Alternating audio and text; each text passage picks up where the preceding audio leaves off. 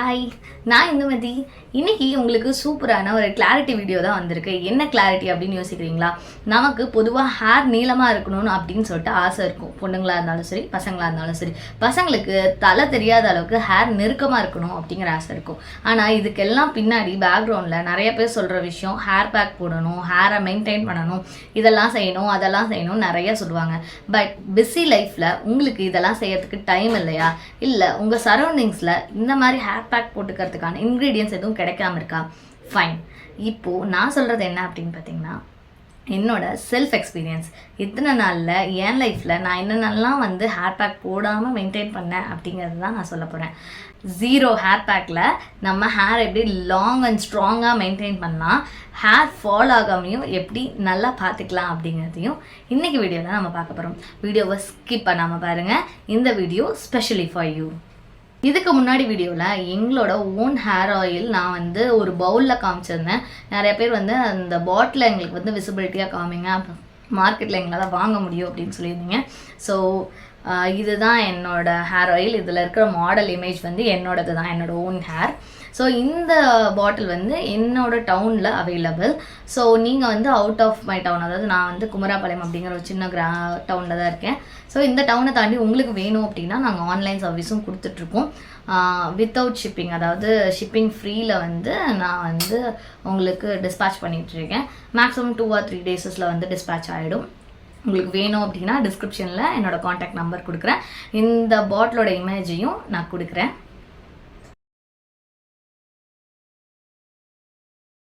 Hair pack போடாமல் நம்ம என்னென்னலாம் பண்ணோம்னா முடி நல்லா ஸ்ட்ராங் அண்ட் லாங்காக வளரும் அப்படிங்கிறத சொல்லிடுறேன். ஃபஸ்ட்டு என்னோட ஆயில் காமிச்சேன் இல்லையா, அந்த ஆயிலுக்கு நான் சொல்கிறது எல்லாமே 100% சப்போர்ட்டிவாக இருக்கும். ஸோ மற்ற ஆயிலுக்கு எப்படிங்கிறது எனக்கு தெரியல, ஏன்னா இது எங்கள் வீட்டில் நாங்கள் ரெடி பண்ணுறது. ஸோ நான் சொல்கிற டிப்ஸ் எல்லாம் அதுக்கு நல்லாவே சப்போர்ட் பண்ணும். ஃபர்ஸ்ட் ஆஃப் ஆல் நம்ம என்ன பண்ணணும் அப்படின்னா, எக்ஸ்டர்னலாக போடாமல் இல்லை இன்டர்னலாக எடுத்துக்கணும். சாப்பிடும்போது என்னென்னலாம் சேர்த்து சாப்பிட்டோன்னா ஹேருக்கு ரொம்ப ரொம்ப நல்லது, அண்ட் மோர் ஓவர் ஸ்கின்னுக்கும் ரொம்ப நல்லது அப்படிங்கிறத நான் சொல்கிறேன். ஃபஸ்ட்டு ரொம்ப ரொம்ப இம்பார்ட்டண்டான திங் என்னன்னு பார்த்தீங்கன்னா, நம்ம வீட்டில் சாப்பாடு வடிக்கிற பழக்கம் இருக்குதுன்னு வச்சுக்கோங்களேன். அந்த சாப்பாடு தண்ணின்னு சொல்லுவாங்களே, அந்த கஞ்சி தண்ணின்னு சொல்லுவாங்க, அதை ரெகுலராக குடிச்சுக்கோங்க. டெய்லி குடிச்சிங்கனாலும் குட், இல்லைனா வாரத்துக்கு அட்லீஸ்ட் ஒரு டைம் அது குடிச்சுக்கோங்க. அது ரொம்ப ரொம்ப நல்லது. Number 2, carrot. மாதிரி அட்லீஸ்ட் வீக்லி ஒன்ஸ் நீங்கள் ஒரு கேரட் சாப்பிட்றது ரொம்ப ரொம்ப நல்லது. தேர்ட், ஆல்மண்ட்ஸ் வாங்க எங்களால் முடியாது, இல்லை ஆல்மண்ட்ஸ் எனக்கு பிடிக்காது அப்படின்னீங்கன்னா ஸ்கிப் பண்ணிக்கோங்க. ஆனால் ஆல்மண்ட்ஸ் பிடிக்கும் அப்படின்னா டெய்லி 1 அப்படி இல்லைனா வீக்லி 4 இப்படியாவது சாப்பிட்டுக்கோங்க. ஃபோர்த் ஒன் ரொம்ப ரொம்ப இம்பார்ட்டன்ட் அண்ட் ரொம்ப ரொம்ப ஈஸி, பனானா. வாழைப்பழம் பார்த்தீங்க அப்படின்னா ஹேருக்கு மட்டும் இல்லை, நம்ம இன்டர்னல் பாடியில் இருக்க எல்லா ஆர்கன்ஸ்க்கும் சரி, எக்ஸ்டர்னல் ஆர்கன்ஸ்க்கும் சரி ரொம்ப ரொம்ப ரொம்ப நல்ல ஒரு ஃப்ரெண்டு. ஸோ வாழைப்பழம் ஒரு நாளைக்கு மீடியம் சைஸ்னால் 2 சாப்பிட்லாம். கொஞ்சம் பெருசாக இருக்குது அப்படின்னா நீங்கள் 1 சாப்பிட்டு வரலாம். வாழைப்பழம் எந்த அளவுக்கு எடுத்துக்கிறீங்களோ அந்த அளவுக்கு உங்கள் ஹேர் க்ரோத் ரொம்ப நல்லாயிருக்கும். நம்பர் 5, பச்சைப்பயிறு. நீங்கள் எந்த பயிர் வேணால் சாப்பிட்லாம், ஆனால் பச்சை பயிறு ரொம்ப சப்போர்ட்டிவாக இருக்கும். அதுலேயும் உடச்ச பச்சை பயிரை நீங்கள் சும்மா வறுத்து கூட ஸ்நாக் மாதிரி சாப்பிட்டுக்கலாம். பச்சை பயிரை ஊற வச்சு பச்சையாக சாப்பிட்ணும் அப்படின்னா எதுவும் இல்லை, உங்களுக்கு எந்த ஃபார்மேட்டில் பிடிக்குதோ அந்த மாதிரி சாப்பிட்டுக்கலாம். அது போக கீரை, எந்த கீரை வேணால் சாப்பிட்லாங்க. கருவேப்பிலை தான் சாப்பிட்ணும், இல்லை இந்த கீரை தான் சாப்பிடணும், அந்த மாதிரிலாம் எதுவுமே இல்லை. உங்களுக்கு கீரைன்னு பிடிக்கும்னா அட்லீஸ்ட் வாரத்துக்கு ஒரு நாளாவது எடுத்து சாப்பிட்டுக்கோங்க. கீரை நீங்கள் எந்த அளவுக்கு அதிகமாக சாப்பிட்றீங்களோ அந்த அளவுக்கு உங்களுக்கு எக்ஸ்டர்னலாக ஹேர் க்ரோத் ரொம்ப நல்லாயிருக்கும். இது மென்ஸ்க்கும் நல்லா சப்போர்ட் பண்ணும், உமன்ஸ்க்கும் நல்லா சப்போர்ட் பண்ணும். டேட்ஸ், பேரிச்சம்பழம் ஒரு நாளைக்கு 1 அப்படின்னு சொல்லிட்டு நீங்கள் சாப்பிட்டுக்கிறது நல்லது.